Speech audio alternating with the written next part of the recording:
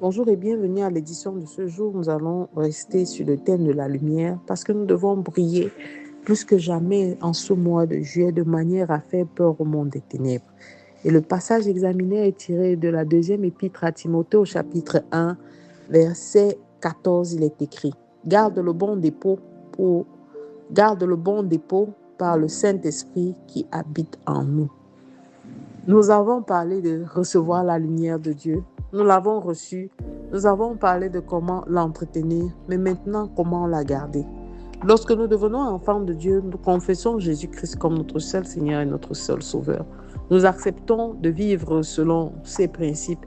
Nous acceptons par-dessus tout de nous laisser couvrir et guider par son Esprit Saint. Nous recevons cet Esprit Saint en nous. Sa lumière nous transforme, sa lumière nous bâtit, sa lumière fait de nous des êtres nouveaux. Jésus-Christ pouvait dire à ses apôtres: je ne vous laisserai pas seul, mais je vous envoie un autre moi. C'est une autre personne de Dieu. Le Saint-Esprit n'est pas une chose, c'est une autre personne de Dieu que Jésus nous a envoyée afin que nous ne soyons pas orphelins, afin que son départ dans la chair ne nous déconnecte pas du royaume de Dieu. Alors, bien-aimé, tu as reçu cette lumière. Cette lumière inonde ton cœur. Garde-la comme tout dépôt que tu as reçu. Ce bon dépôt, ce sont les œuvres de l'esprit manifestées dans la joie, la paix, la gentillesse, la générosité. C'est ce bon dépôt que nous devons garder afin de pouvoir refléter Dieu, non seulement dans nos milieux religieux, je dirais, que dans les milieux, tant dans les milieux religieux que dans les milieux professionnels. J'aime à dire que rendre ministère au prêcher l'évangile ne se fait pas seulement en tenant une Bible à la main, mais aussi au travers du caractère, au travers du comportement qu'on reflète, parce qu'on reflète davantage le comportement et le caractère de Christ, plus dans les actes que dans les paroles. Alors, bien-aimé, garde ce dépôt. Garde ces dépôts afin de ne pas t'éloigner de Dieu, afin de continuer à bénéficier de lui grâce pour grâce, bénédiction pour bénédiction. Garde ces dépôts afin de pouvoir rester connecté à lui et surtout préserver ton cœur de la méchanceté, de l'amertume, de l'angoisse et de la peur. Parce que la marche avec Dieu n'est pas une chose facile. Vivre selon la parole, pardonner, prier pour les ennemis en permanence et refuser de garder rancune, c'est quelque chose que nous devons nous employer à faire tous les jours afin que la lumière de Dieu reçue par le Saint-Esprit continue de briller en nous.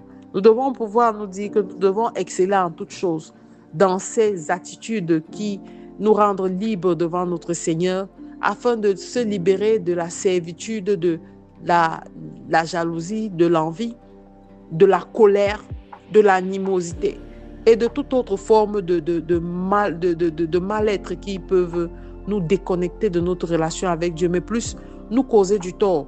Parce que plus tu t'enfermes dans des conceptions de rancœur, de rancune, de colère, plus c'est toi qui souffres. C'est pas l'autre qui souffre, c'est toi qui souffres.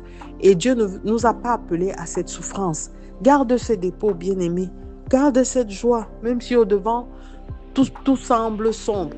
Parce que c'est cette joie et cette lumière que tu portes qui va dissiper les ténèbres de l'obscurantisme ou du blackout que tu vois devant toi. Garde cette joie, garde cet appétit, ce goût de parler des bonnes choses, confesser, déclarer des choses positives pour ta vie. Parce que beaucoup d'enfants de Dieu se retrouvent souvent dans des postures où ils commencent eux-mêmes à se maudire alors que ta bouche doit pouvoir être utilisée pour te bénir. Ils se retrouvent eux-mêmes dans des situations telles que ils finissent par perdre courage et commencent à déclarer de leur bouche des paroles de condamnation, de rejet et d'amertume. Garde ta lumière reçue par le Saint-Esprit, car en portant ces œuvres du Saint-Esprit, cette lumière continue à briller. Tu verras des manifestations spectaculaires. Tu verras des gens s'approcher de toi, non pas parce que tu as posé des actes particuliers, mais parce qu'ils voient en toi quelque chose que toi-même tu ne vois pas. Alors ne laisse pas les attaques, ne laisse pas la confusion, ne laisse pas l'amertume te faire changer. Le monde est comme ça. Ils ont haï Jésus et il a dit, si m'ont haï, vous haïront aussi. Alors ne change pas, ne deviens pas méchant, ne deviens pas aigri, ne deviens pas mauvais, renfermé, ne deviens pas égoïste parce que on ne t'a jamais bien rendu le bien que tu fais. Tout ce que nous faisons nous revient d'une manière ou d'une autre, car Dieu qui est dans les cieux voit dans le secret tout ce que nous faisons et tout ce qui nous est remis en retour. Alors, bien-aimés, s'ils ont haï Jésus, s'ils l'ont rejeté, combien de fois nous? Gardons ce dépôt que nous avons reçu.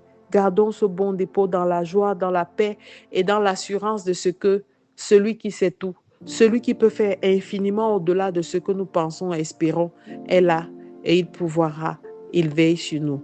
Alors je te recommande de faire cette prière, Père éternel. Merci pour ta lumière qui brille en moi. Merci pour cette paix que tu mets en moi chaque fois, Père éternel, que je me retrouve dans l'agitation et dans la confusion. Je veux marcher chaque jour dans la lumière de ton Esprit Saint qui habite en moi. Je veux l'entretenir. Au nom de Jésus-Christ, nous avons prié. Amen. Amen. Amen.